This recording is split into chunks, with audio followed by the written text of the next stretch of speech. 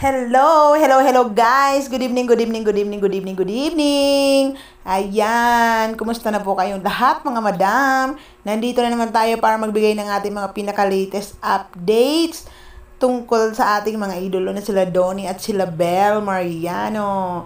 Ayan mga madam, ang tagal ko na ulit hindi nakapag-vlog. Pero syempre, hindi pa rin natin nakakalimutan na magbigay ng mga updates sa inyo kahit papano mga madam.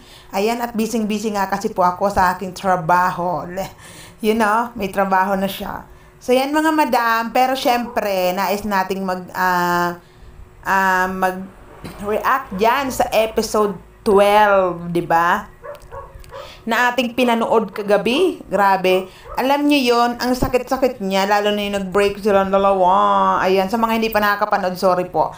At panoorin nyo pa rin yan kahit nga dito ay naikwento ko na ng konting-konti lang naman mga madam, pero iba pa rin yung pag napanood nyo siya. Di ba grabe ang sakit doon, ang dami ng luha ko doon guys, di ba?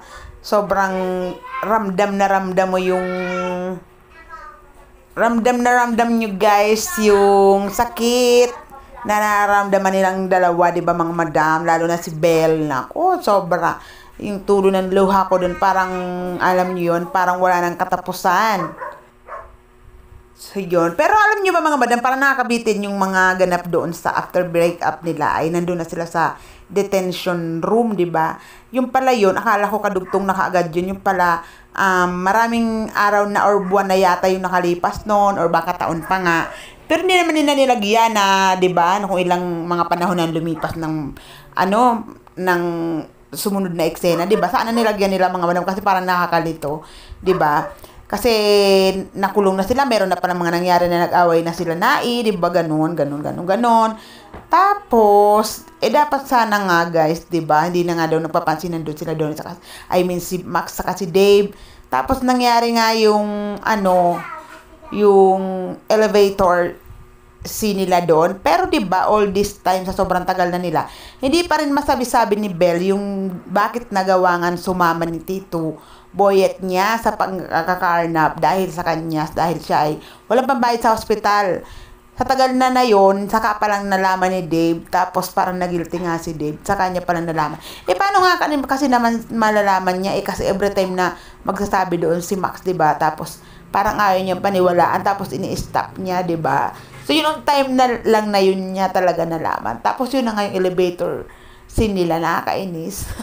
Alam niyo, sweet doon. Tapos, natulog din yung luha ko doon na sinabi ni Dave na na-miss niya na daw yung silang dalawa, di ba? Nakakaiyak doon. Pero, ang nakakainis doon, kasi, nakakatawa lang, di ba? Kasi dapat nga, yun nga medyo tinarayan niya doon ng konti si Dave, pero marupok pa rin naman dahil bumigay agad dahil sa bingo. Dahil sa bingo, dapat sana, di ba mga madam, na pinahirapan niya ng bongga si Dave, kasi sinaktan siya nito, di ba? Tapos dranake pa siya, di ba? Nakakainis. Dapat ganun sana, di ba mga madam? Pero hindi ganun nangyari dahil nga marupok dahil sa bingo. Pero syempre parang gumaganda na yung mga eksena, nagiging malinaw na yung lahat. Parang may good news na, 'di ba? Kaya abangan natin 'yan sa episode 13. At pero dito nakakalungkot nga guys dahil last episode na lang yung season 2, last 4 episode, 'di ba? Ang tagal natin yung hinintay, tapos parang nakakabitin pa rin. Parang alam mo 'yon, parang hindi tayo, we can't get enough of them, 'di ba? Na binigay na nila lahat, 'di ba? Tapos parang gusto pa rin natin na wag munang matapos, 'di ba? Which is hindi na pwede dahil meron na silang bagong projects, 'di ba? Yan ang ating dapat abangan. At sobrang nakaka-excite nga, 'di ba mga madam, dahil sabi doon ni Donnie ay pahinga muna daw si Max at si Dave, meaning meron na silang mga bagong gagampan ng character. Yan ang kaabang-abang diyan mga madam, hindi ba? Pero syempre parang nakakalungkot pa rin dahil matatapos na ang season 2, parang kailan lang excited na tayong mapanood yung season 2. Tas ngayon magtatapos na naman, last 4 episode. At syempre magtatapos yan finale dyan sa concert sa August 27. Lahat naman nakapag-book madam, di ba? Grabe, sold out agad yung BBIP at VIP tickets. Alam niyo yung mga madam, kasi binenta yon ng hindi siya sabay-sabay, kumbaga pa isa-isa. Kasi yun sana yung plano naming bilihin, yung BBIP, di ba? Kaso hindi kami nakapag-book ng ganun dahil parang kidlat siya, napakabilis niya naubos. Di ba mga madam? Kaya okay lang, doon na lang kami sa Patron A, yan yung pangatlo, di ba? Sa pinakamahal na ticket. Okay na yan kasi basta sama-sama kami, di ba mga madam? Kasi kapag kiligan ko doon, maganda yung meron kang matatapik, 'di ba? Meron kang kaapiran ganyan. Kaya doon na lang namin pinili, at least sama-sama kami doon, 'di ba mga madam? At syempre, excited na nga tayo diyan. Maraming salamat sa nag-sponsor sa ating ticket. Si Madam Gloria Rad Sweet. Maraming salamat sa iyo, Madam Gloria. Kung hindi dahil sa inyo, hindi tayo makakapunta dyan sa concert sa August 27. At syempre mga madam, marami din ngayon na nagpa-fundraise para sa concert nila Donnie at nila Belle dyan sa Araneta, dahil meron mga fans na hindi makaabil ng ticket at yun daw ay i-donate nila, at bibili nga ng mga props para mas maganda yung kalabasan ng concert nila Donnie at nila Belle, dahil ito yung first time ever nila na magkakaroon ng concert na makikita nila yung kanina mga fans dito sa Philippines, di ba? Kasi iba naman yung All-Star Games doon, di ba mga madam? Kasi parang naglaro lang sila doon, wala silang masyadong interaction sa mga fans. Pero ito, magpe-perform talaga sila, di ba mga madam? Kaya, nais ko pong lumapit sa inyo na tulungan natin itong mga Don Bell Official Fans Club na makalikom din sila ng kanilang fans.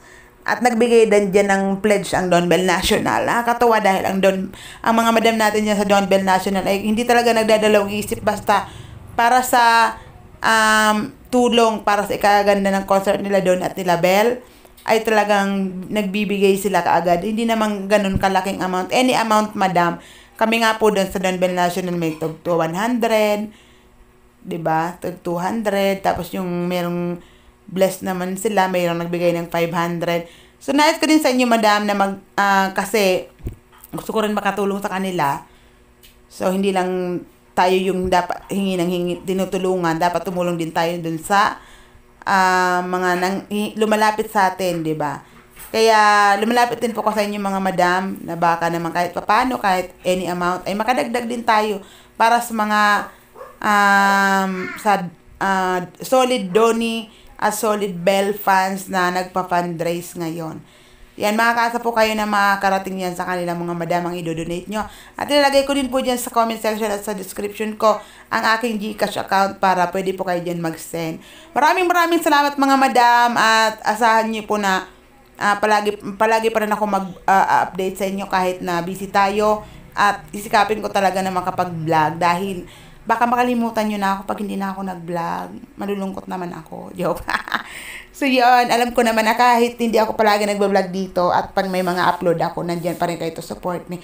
Maraming salamat sa inyo mga madam. God bless you all and have a nice day. Bye-bye!